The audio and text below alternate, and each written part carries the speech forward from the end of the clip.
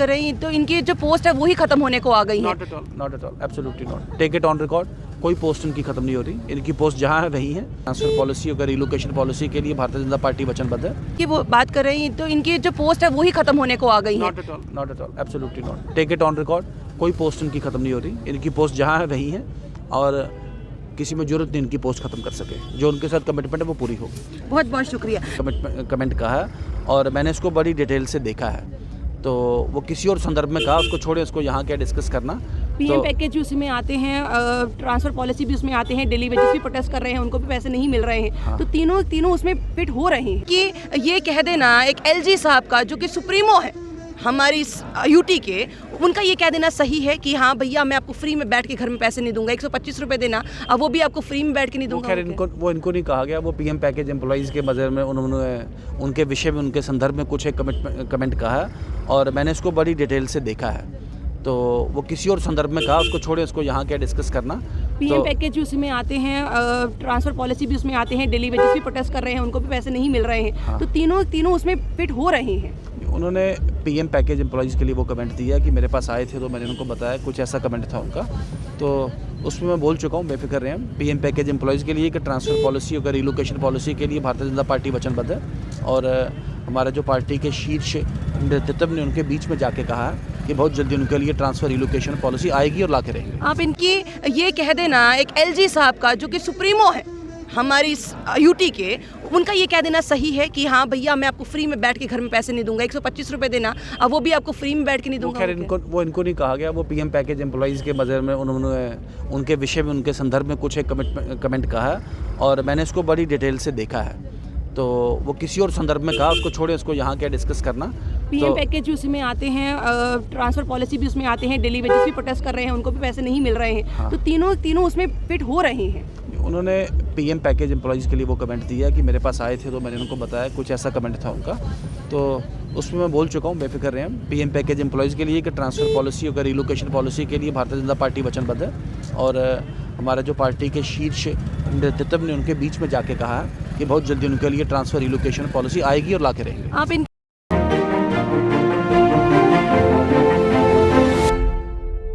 एक और रहबरे खेल और दूसरी ओर आरएस पठानिया जी इधर आ गए हैं। अब ये पूछना है सबसे पहले कि क्या इनके स्पेशली अगर मैं बात करूं एक प्रोटेस्ट में शामिल होने आए हैं या दिलासा देने आए हैं। सर मैं शुरुआत इससे करती हूं, दिलासा या फिर प्रोटेस्ट में शामिल होने की। मैं भी पहले तो आपका धन्यवाद करें, इनको करना चाहिए, मुझे भी करना चाहिए। इनको इसलिए कि आप इनके विषय को प्रखर तरीके से उठाती हैं और मुझे इसलिए कि एक लोगों का छोटा सा प्रतिनिधि हूँ और आप लोगों के जो जुड़े हुए विषय एक अच्छे तरीके से उनको लेते हैं। दूसरा ध्यान में रहे आपके कि रहबरे खेल के हमारे भाई और बहन पिछले कुछ चंद दिनों से अपने विषयों का डेमोक्रेटिक, प्रजातांत्रिक और एक कंस्ट्रक्टिव तरीके से इसको एजिटेट करने के लिए स्ट्राइक पे हैं और दो विषय हैं इनके। एक विषय जो रेगुलराइजेशन पीरियड है उसको कम करना और दूसरा विषय है जो रेगुलराइजेशन पीरियड के साथ साथ मानदेय जो इनका जब तक ये पक्के ना हो तब तक का मानदेय थोड़ा सा बढ़ाना। तो इन दोनों विषय पे हम इनके साथ हैं। आपके ध्यान में रहे कि भारतीय जनता पार्टी ने एक कमेटी भी गठित की थी इसमें और उस जो रहबरे खेल वाली कमेटी है उसमें मुझे भी एक सदस्य, मैं भी सदस्य के तौर पे माननीय कविंद्र गुप्ता जी उसके चेयरमैन हैं और उसमें भी जो हमारा, वो तो आपको पता लग ही जाएगा, जो हमारा ब्लैक एंड वाइट में होगा तो हमारी ओर से इनके लिए अच्छा ही होगा। ऐसी को बात आज जिस तरह से मैंने पहले ही कहा कि क्या यहाँ पर इनका साथ देने आए हैं कि आपकी बात बिल्कुल जायज़ है, मैं आप ही के साथ बैठ रहा हूँ। देखिए मैं इन्होंने को मुझे बुलाया नहीं था आज, मैं पहले बता दूं आपको कि ये नहीं, अब ऐसे तो इनके साथ ही हैं, बोला हम आपके साथ ही हैं, तो मुझे पता लगा हमारे भाई बहन बैठे हैं। मैं 2-3 दिन से यहाँ था नहीं। हाँ, हमारा एक बहुत बड़ा कार्यक्रम था, बल्कि राज्यव्यापी कार्यक्रम था 25 तारीख को, आपने देखा होगा वो सरल ऐप वगैरह, मन की बात वगैरह, हम उसमें थोड़ा व्यस्त थे तो मैं जम्मू कल ही आया। तो आज ही मैं सुबह मेड इट ए पॉइंट कि सुबह पहले इनके पास मैं जाऊं और इनके पास as a mark of solidarity इनके साथ हूं। और ये नहीं अकेला, हमारा पार्टी इनके साथ खड़ा। प्रदेश अध्यक्ष जी भी रविंद्र रैना जी इनके पास आए थे, उन्होंने भी अपना होल हार्टेड समर्थन इनको दिया है और थिंग्स विल कम आउट, जल्दी ठीक होगा। कमेटी कहाँ तक पहुँची है? मैं अब यहाँ पे पहुँचूँ तो कमेटी क्या आगे अपना काम पूरा कर पाई है, नहीं कर पाई है, कहाँ तक पहुँच पाई है, कहाँ तक नहीं पहुँची? देखिए रति जी, वो एक पार्टी का इन हाउस एक मैटर है, लेकिन चलो उसको अनऑफिशियली मैं आपको बता दूँ, आप मुझे लोग देख रहे हैं, देख भी लें इसमें कि तकरीबन कमेटी अपना काम ख़त्म कर चुकी है और इनके लिए भी जो हमारा वो तकरीबन ख़त्म होकर चला गया हुआ, ऐसी कोई बात नहीं है। 1 या 2 को कैटेगरीज हैं जिसमें कोई फाइनल रिपोर्ट आना बाकी है, तो जैसे ही वो आती है तो पब्लिक डोमेन में भी। वो रहबरे जंगलात हैं या वो रहबरे खेल हैं? रहबरे खेल का हो गया है, रहबरे खेल कंप्लीट। रहबरे जंगलात भी कंप्लीट, रहबरे जंगलात भी कंप्लीट। फिर इस कमेटी का जो रिजल्ट है वो पब्लिक के सामने आएगा या एलजी के साहब के सामने जाएगा या अमित शाह जी के पास जाएगा? पहले तो सरकार को कम्युनिकेट होगा और सरकार के बाद दिल्ली उच्च अधिकारियों और भारतीय जनता पार्टी के शीर्ष नेतृत्व को भी इससे अवगत कराया जाएगा। और मैं देखें, इस कमेटियाँ बनाने के पीछे कंस्ट्रक्टिव सोच ये है कि जम्मू कश्मीर में युवाओं को एक अच्छे माहौल में लोग रहें, काम करें, एम्प्लॉय हों। ये एक अराजकता नहीं जाएगी पढ़ पढ़ के यहाँ पे फिर बनता कुछ नहीं है, फिर 5-5 साल के बाद धरने देने पड़ते हैं, फिर ऐसा होता है। कम से कम ये माहौल जम्मू कश्मीर के युवा में रहे नहीं। तो जम्मू कश्मीर का युवा एक सेट हो कि मैंने 14 वर्ष में क्या करना है, 19 में क्या करना, 25 में क्या करना और 30 में क्या करना, ये चीज़ें कम से कम सेट हो, उसका दिमाग सेट हो। वो अपना दिमाग तो उनका सेट ही, मेरे कहने का मतलब कि वो कोई ये नहीं कोई ऐसे कोई नेगेटिविटी उनके दिमाग में आ जाए, अनसर्टेनिटी उनके दिमाग में आ जाए। मैंने कल इनसे बात कर रही थी, इनमें से एक हैं जो कुछ एपीएस को छोड़ के आए हैं, कुछ अपनी गवर्नमेंट जॉब स्पेशली पुलिस की जॉब को छोड़ के आए हैं और 125 रुपए में काम कर रहे हैं। सोचिए कहाँ से लेके कहाँ तक वो पहुँच गए। क्या ये बढ़ोतरी हो रही है या घटोतरी हो रही है? हाईली क्वालिफाइड लोग हैं और इनको उस वक्त सरकार ने तो आश्वस्त किया कि आपको 7 साल के बाद पक्का नौकरी देंगे, तो पक्का नौकरी के विषय में आगे होंगे।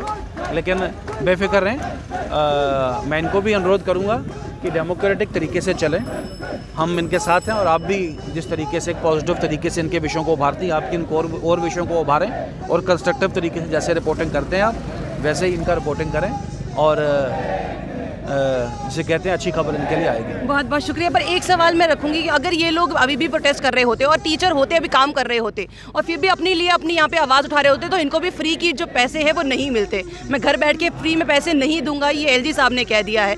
क्या आपको लगता है, अब मैं एक एडवोकेट से बात तो कर ही रही हूँ बल्कि साथ साथ में एक स्पोक्स पर्सन से भी बात कर रही हूँ, क्या आपको लगता है कि ये कह देना एक एलजी साहब का जो कि सुप्रीमो है हमारी यूटी के, उनका ये कह देना सही है कि हाँ भैया मैं आपको फ्री में बैठ के घर में पैसे नहीं दूंगा, 125 रुपए देना, अब वो भी आपको फ्री में बैठ के नहीं दूंगा? खैर इनको नहीं कहा गया, वो पीएम पैकेज एम्प्लॉइज़ के मज़र में उन्होंने उनके विषय में उनके संदर्भ में कुछ एक कमेंट कहा है और मैंने इसको बड़ी डिटेल से देखा है। तो वो किसी और संदर्भ में कहा, उसको छोड़े, उसको यहाँ क्या डिस्कस करना। पीएम पैकेज भी उसमें आते हैं, ट्रांसफर पॉलिसी भी उसमें आते हैं, डेली वेजेस भी प्रोटेस्ट कर रहे हैं, उनको भी पैसे नहीं मिल रहे हैं। हाँ। तो तीनों उसमें फिट हो रहे हैं। उन्होंने पीएम पैकेज एम्प्लॉइज़ के लिए वो कमेंट दिया कि मेरे पास आए थे तो मैंने उनको बताया, कुछ ऐसा कमेंट था उनका, तो उसमें मैं बोल चुका हूँ, बेफिक्र रहे हैं। पीएम पैकेज एम्प्लॉइज़ के लिए कि ट्रांसफ़र पॉलिसी और रिलोकेशन पॉलिसी के लिए भारतीय जनता पार्टी वचनबद्ध है और हमारा जो पार्टी के शीर्ष नेतृत्व ने उनके बीच में जाके कहा कि बहुत जल्दी उनके लिए ट्रांसफ़र रिलोकेशन पॉलिसी आएगी और ला के रहेगी। आप इनकी वो बात कर रही हैं तो इनकी जो पोस्ट है वही ख़त्म होने को आ गई है? Not at all, absolutely not. Take it on record, कोई पोस्ट इनकी ख़त्म नहीं हो रही। इनकी पोस्ट जहाँ है वही है और किसी में जरूरत नहीं इनकी पोस्ट खत्म कर सके। जो उनके साथ कमिटमेंट है वो पूरी होगी। बहुत बहुत शुक्रिया। तो जो इनके साथ कमिटमेंट है वो कमिटमेंट पूरी होगी। जहां पर जो बात हुई हम साथ में खड़े हैं, पॉलिसी हमारी पूरी प्रिपेयर हो गई है, तो अब बहुत जल्दी ही वो पॉलिसी अब लोगों के सामने आने को तैयार है।